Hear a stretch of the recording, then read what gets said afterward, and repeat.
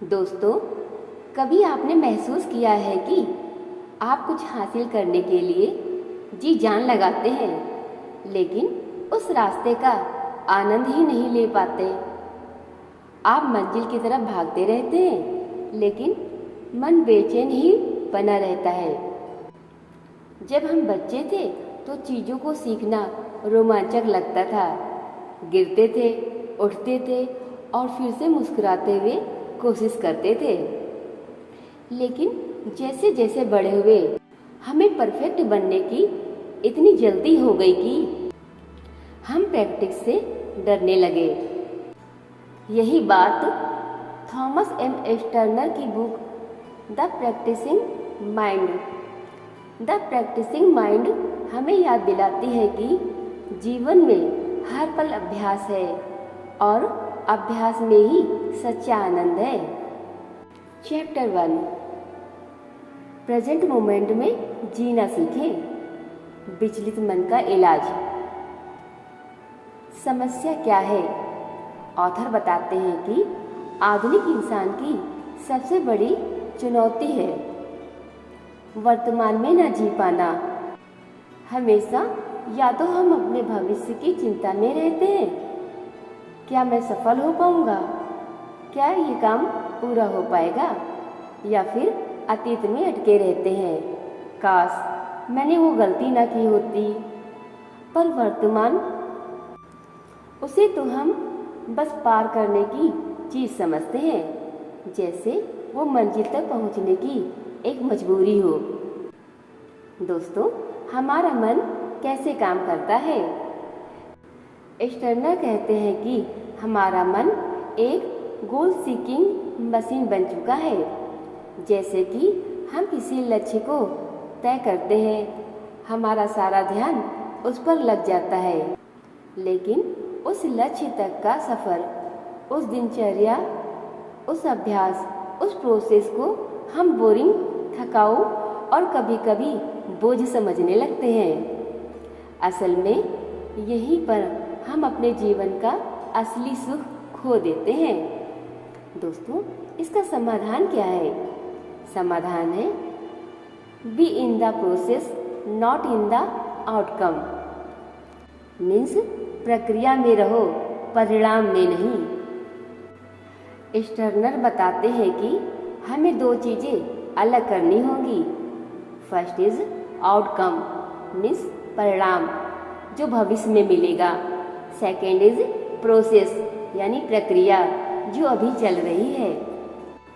अगर हम केवल परिणाम पर टिके रहेंगे तो हम हमेशा अधूरा महसूस करेंगे, लेकिन अगर हम हर छोटी प्रक्रिया में पूरी तरह उपस्थित रहेंगे तो हम हर क्षण में पूर्ण महसूस करेंगे।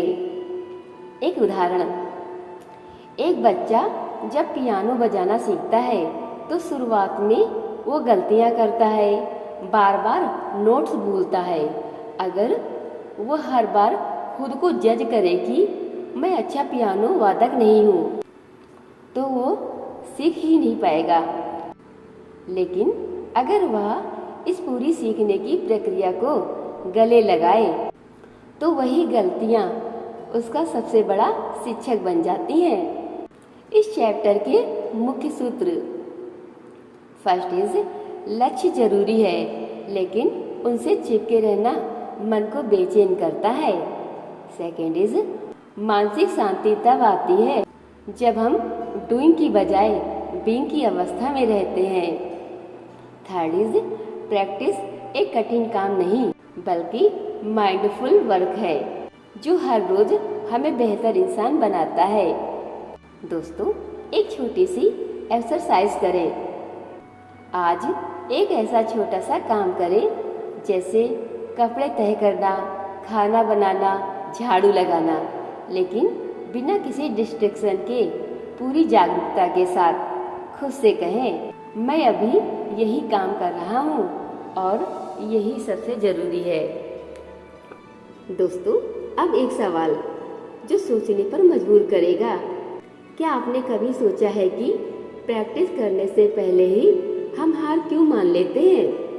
क्या इसके पीछे कोई मानसिक जाल है जिसे ऑथर अगले अध्याय में उजागर करेंगे। जानने के लिए अगले एपिसोड में हम गहराई से समझेंगे कैसे हम अपनी मानसिक आदतों को पहचान कर उन्हें अपने पक्ष में बदल सकते हैं। चैप्टर 2 प्रक्रिया से प्रेम करना सीखें, the art of loving the process. क्या आपने कभी महसूस किया है कि जब आप कोई नई चीज़ सीखते हैं तो आपको उससे प्यार होने की बजाय आप जल्दी जल्दी उसमें परफेक्ट होना चाहते हैं। फिर जब आप परफेक्ट नहीं हो पाते तो या तो चिड़चिड़ाहट आती है या फिर खुद से नाराज़गी। स्टर्नर कहते हैं कि ये हमारी विचार प्रणाली यानी थिंकिंग मॉडल की गड़बड़ी है।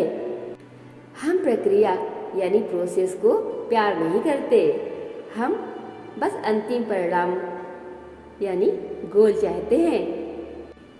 दोस्तों, एक कहानी जो सोचने पर मजबूर कर दे। ऑथर जब खुद पियानो सीख रहे थे तो शुरुआत में वे बार बार गलतियां करते थे। हर बार जब कोई नोट्स गलत बजाते तो उन्हें लगता मैं कभी नहीं सीख पाऊंगा।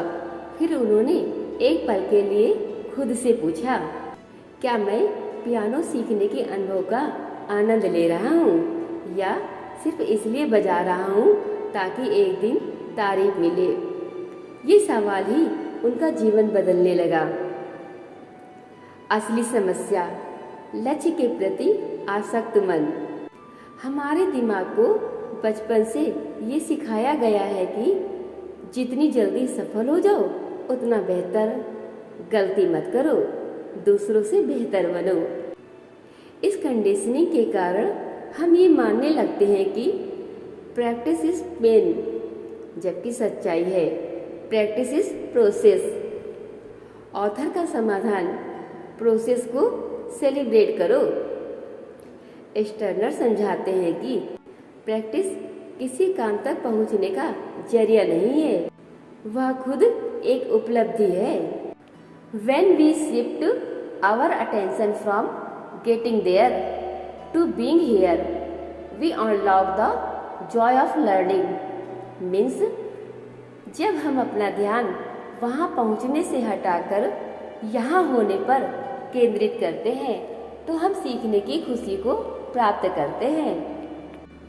दोस्तों, अब हम जानते हैं कि कैसे प्रोसेस से प्रेम करें। Practical tips. First is micro goals बनाएं। अगर आप गिटार सीख रहे हैं तो एक ही राग को बार बार बजाइए, पूरा गाना बजाने की जल्दीबाजी छोड़ दीजिए।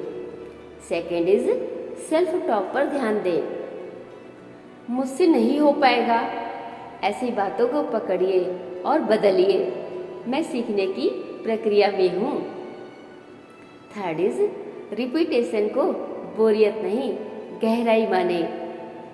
हर बार अभ्यास करते समय ध्यान दीजिए, क्या आप ऑटोमेटिकली कर रहे हैं या फिर माइंडफुली।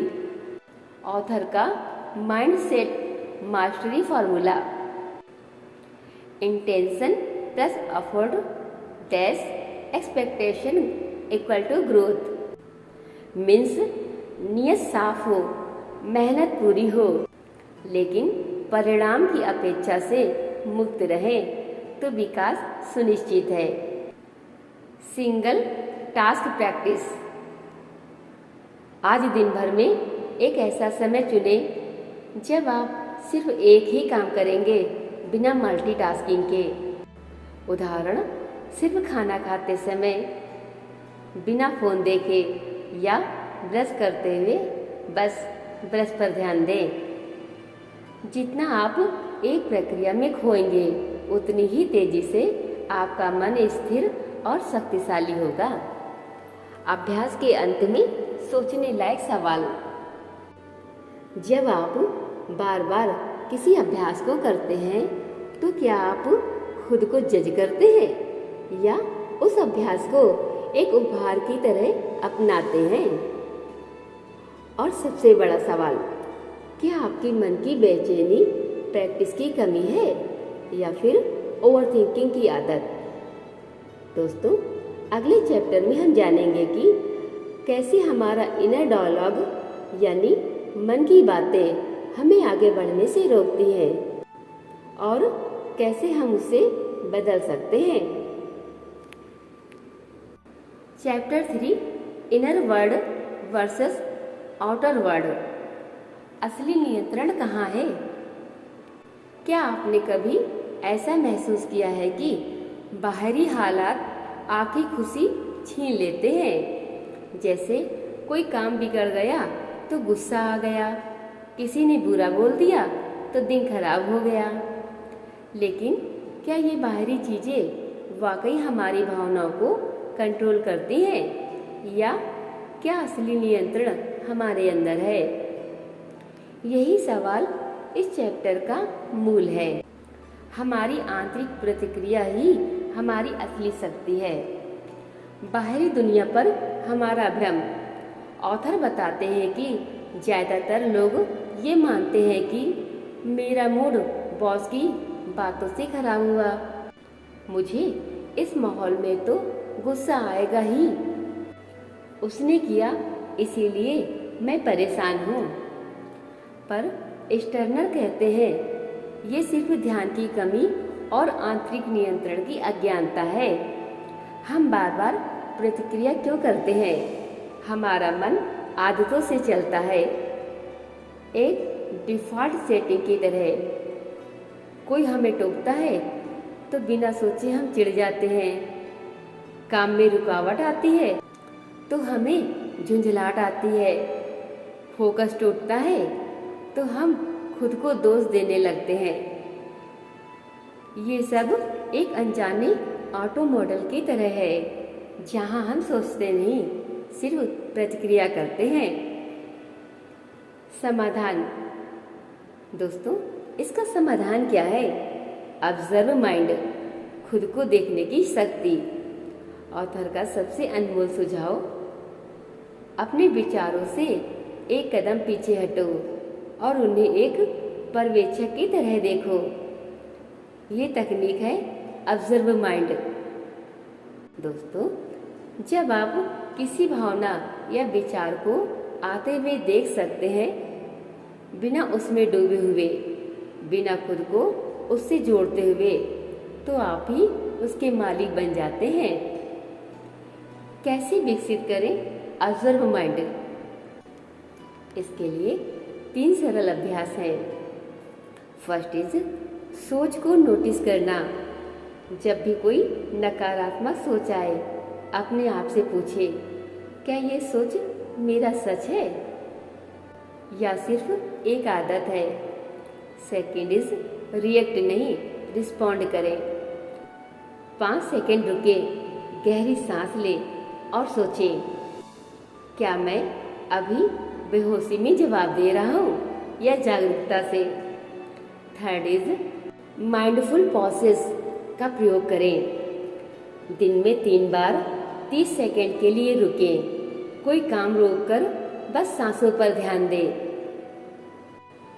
ये छोटी सी प्रैक्टिस आपके मन को रीसेट करती है। ऑथर की जबरदस्त line, peace doesn't come from controlling the world, it comes from controlling how we experience the world. Means शांति दुनिया को नियंत्रित करने से नहीं आती है, यह इस बात को नियंत्रित करने से आती है कि हम दुनिया का अनुभव कैसे करते हैं। यानी बाहर की दुनिया को बदलना जरूरी नहीं, आपका दृष्टिकोण बदल जाए तो पूरी दुनिया बदल जाती है। उदाहरण जो इसे जीवंत बनाता है। दोस्तों, सोचिए, एक कलाकार पेंटिंग कर रहा है। अगर हर बार ब्रश से थोड़ा रंग गलत लग जाए और वो चिढ़ जाए, तो क्या वो कभी खूबसूरत चित्र बना पाएगा? कभी नहीं। लेकिन अगर वो हर गलती को एक नया स्ट्रोक माने, तो वही कैनवास कलाकृति बन जाता है। हमारे विचारों की पेंटिंग भी कुछ ऐसी ही है। प्रैक्टिकल अभ्यास, थॉट्स जर्नलिंग। आज दिन भर में जब भी कोई भावनात्मक प्रतिक्रिया हो, उसे एक लाइन में नोट करें। दिन के अंत में देखें कितनी बार आपने कंट्रोल खोया, कितनी बार आप ऑब्जर्व की तरह शांत रहे।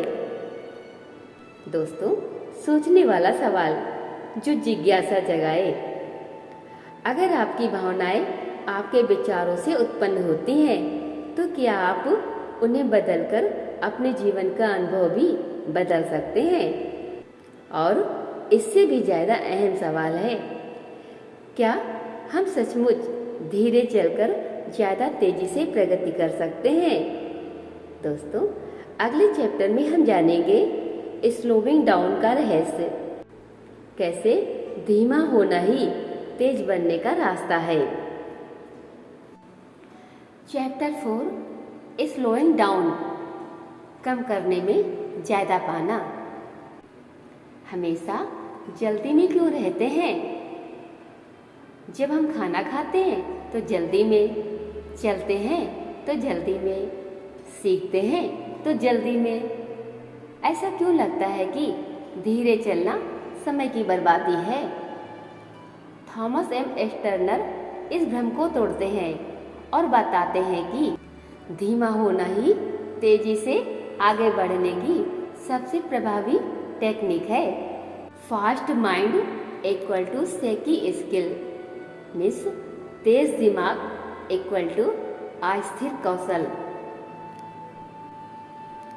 ऑथर बताते हैं कि जब हम किसी चीज को जल्दी जल्दी सीखने की कोशिश करते हैं तो हमारी गति भले तेज हो जाती है, लेकिन समझ कमजोर रह जाती है।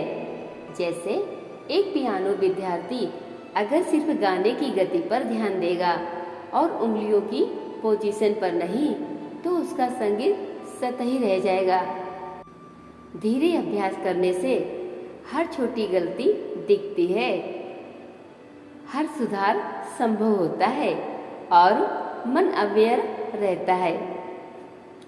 फास्ट वर्सेस स्लो प्रैक्टिस, एक बहुत जरूरी अंतर। फास्ट प्रैक्टिस यानी केवल परिणाम की तरफ दौड़ होती है। स्लो प्रैक्टिस यानी प्रक्रिया में ध्यान और गहराई होती है। फास्ट प्रैक्टिस गलतियों को छुपाता है, स्लो प्रैक्टिस गलतियों को साफ करता है।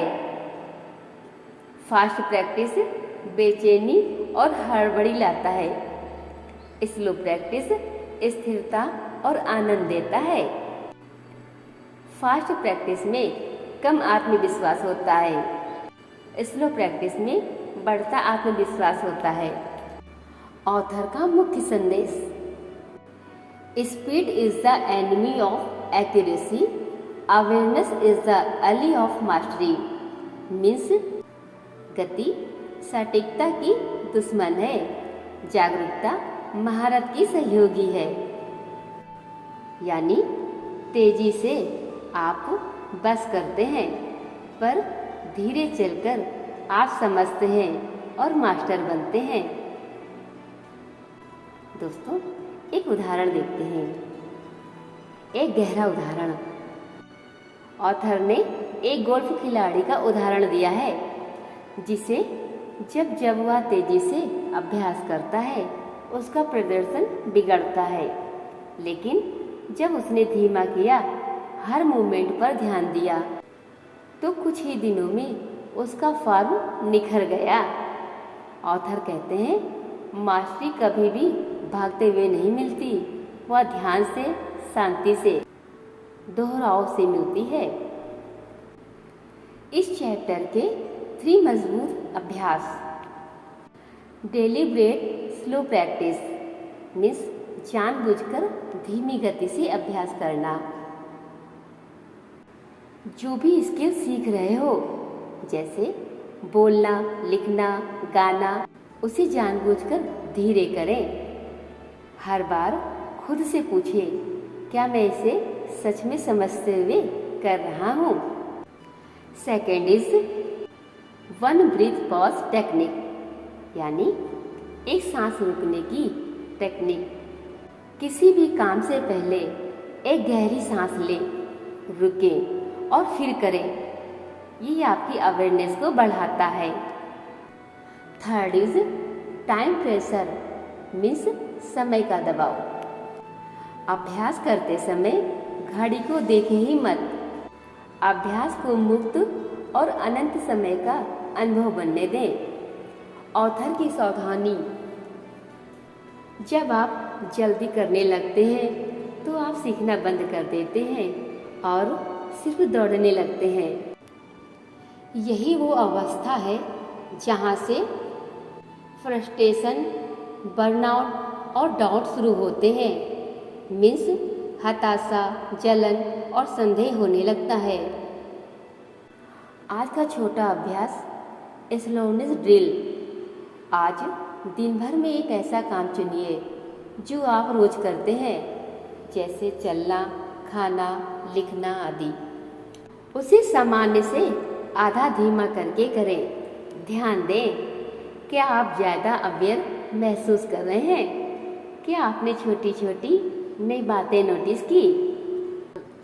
दोस्तों, और अंत में एक बेहद दिलचस्प सवाल, क्या आपने कभी ये सोचा है कि मन की गति ही असली थकान की जड़ है? और सबसे बड़ा सवाल, क्या बिना लक्ष्य की अपेक्षा के अभ्यास करना हमें और ज़्यादा स्थायी सफलता दे सकता है? दोस्तों, अगले चैप्टर में हम जानेंगे सच्चा अभ्यास क्या है और कैसे बिना लक्ष्य से चिपके भी हम महान बन सकते हैं। चैप्टर 5, अभ्यास ही लक्ष्य है। द प्रैक्टिस इज द गोल। दोस्तों, हम अभ्यास क्यों करते हैं? अधिकतर लोग कहते हैं ताकि मैं एक्सपर्ट बन सकूं, ताकि मैं सफल हो सकूं, ताकि मैं सफल हो जाऊं, ताकि लोग मेरी तारीफ करें। पर थॉमस एम एस्टर्नर इस सोच को पूरी तरह उलट देते हैं। वो कहते हैं, practice itself is the real goal. If you learn to love the process, the result takes care of itself. Means अभ्यास ही वास्तविक लक्ष्य है। यदि आप प्रक्रिया से प्यार करना सीख जाते हैं तो परिणाम खुद ही मिल जाता है। हम गलत ध्रुव पर क्यों टिके होते हैं? हमारा दिमाग बचपन से ये सीखता है, सीखो ताकि परीक्षा में नंबर आए, मेहनत करो ताकि जॉब मिले, बजाओ ताकि तालियां मिले। हर चीज को हमने मीन्स टू एन एंड यानी उपाय बना दिया है। जबकि ऑथर कहते हैं, practice is not the way to the goal, practice is the गोल।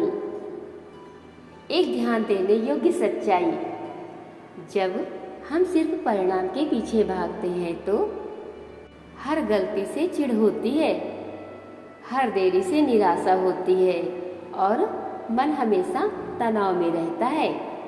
लेकिन जब हम प्रक्रिया को ही लक्ष्य मानते हैं, हम हर गलती को अवसर मानते हैं, हर अभ्यास को ध्यान की तरह जीते हैं और हर क्षण में आनंद महसूस करते हैं। ऑथर का उदाहरण, पियानो से जीवन का सबक। स्टर्नर पियानो सीखते वक्त एक दिन बुरी तरह चिढ़ गए क्योंकि एक गाना वो परफेक्ट नहीं बजा पा रहे थे। उन्होंने खुद से पूछा, मैं क्यों सीख रहा हूँ? ताकि गाना बजा सकूं या ताकि अभ्यास करके कुछ गहरा समझ सकूं? उसी पल उन्होंने महसूस किया, अगर मैं इस अभ्यास को पूरे होश और प्रेम से करता हूँ तो संगीत तो अपने आप आएगा ही। अभ्यास की 3 स्वर्णिम सिद्धांत, golden principles of practice. First is intentional repetition, यानी जानबूझकर दोहराव करें। हर बार अभ्यास इस सोच के साथ करें, मैं सीखने आया हूँ, साबित करने नहीं। Second is non judgemental awareness. अपनी गलतियों को देखिए पर आलोचना मत कीजिए। हर गलती कहती है मैं सुधार की दिशा दिखाने आई हूँ। Third is detached focus. ध्यान दीजिए लेकिन परिणाम के प्रति मोह मत रखिए। Doing the work is the goal, outcome is just a by product. Means काम करना ही लक्ष्य है, परिणाम तो बस एक उपोत्पाद है। ऑथर का formula, effort attachment equal to peaceful progress. यानी मेहनत तो पूरी हो लेकिन परिणाम से बंधे नहीं, यही सच्ची शांति का रास्ता है। एक गहराई भरा विचार, जिस दिन आप अभ्यास को ही आनंद मान लेते हैं उस दिन आप कभी हारते नहीं, क्योंकि आप हर दिन जीत रहे होते हैं। ये वही अवस्था है जिसे ज़ेन, गीता और माइंडफुलनेस सब मानते हैं। कर्म किए जा, फल की चिंता मत कर। और अब अध्याय के अंत में एक सोचने वाला सवाल। दोस्तों, अगर आप कभी भी गोल तक नहीं पहुंचते तो क्या आपका अभ्यास अभी आपको संतुष्टि देगा? और इससे भी बड़ा सवाल, क्या कम करना ज़्यादा शक्ति और स्पष्टता ला सकता है हमारी जिंदगी में? दोस्तों, नेक्स्ट चैप्टर में हम जानेंगे डूइंग लेस एक्सपीरियंसिंग मोर, कम करने का रहस्य और उसमें छिपा शांति का खजाना। Doing less experiencing more means कम काम करो पर अधिक अनुभव करो। दोस्तों, हर अध्याय एक दर्पण था जिसमें हमने खुद को देखा, अपने विचारों को, अपनी अधीरता को, अपने उसी विचलित मन को जो हमेशा भागता है पर फिर भी शांति चाहता है। आज आपने सिर्फ एक किताब नहीं सुनी बल्कि अभ्यास की शक्ति को अपने भीतर महसूस किया है। आपने सीखा है कि कैसे हर पल में जिया जा सकता है, कैसे प्रक्रिया ही असली लक्ष्य है, कैसे बाहर की दुनिया से ज़्यादा हमारे भीतर की दुनिया महत्वपूर्ण है। दोस्तों, अब अगली बार जब आप कुछ नया शुरू करें, चाहे वो पियानो हो, योग हो, पढ़ाई हो या सिर्फ खाना बनाना ही क्यों न हो, तो याद रखिए धीरे चलना सबसे तेज रास्ता है। आगे क्या, अभी तो सिर्फ शुरुआत है। दोस्तों, अगले भागों में हम जानेंगे डूइंग लेस के बारे में, जिसमें कम काम करके ज़्यादा पाया जा सकता है। Creating the proper self talk, अपनी सोचने की भाषा बदलकर। द प्रेजेंस प्रोसेस, उपस्थित प्रक्रिया के माध्यम से। थॉट अवेयरनेस ट्रेनिंग के माध्यम से, यानी विचार जागरूकता प्रशिक्षण के बारे में।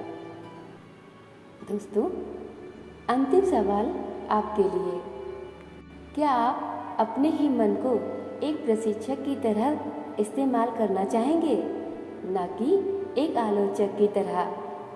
तो अगले भाग में मिलते हैं। दोस्तों, वीडियो पसंद आया हो तो उसे शेयर करें, कमेंट में अपने अनुभव ज़रूर बताएं और सब्सक्राइब करें आरवी डिवाइन पावर चैनल को, जहां किताबें नहीं जीवन बदलते हैं। आपका हर एक अभ्यास आपको उसी आप तक ले जाएगा जो शांत है, जागरूक है और पूरा है। धन्यवाद।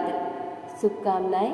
अभ्यासरत रहिए और आगे बढ़ते रहिए अच्छी सोच के साथ। फिर मिलेंगे नेक्स्ट वीडियो में, तब तक के लिए आप सबका तहे दिल से बहुत बहुत धन्यवाद।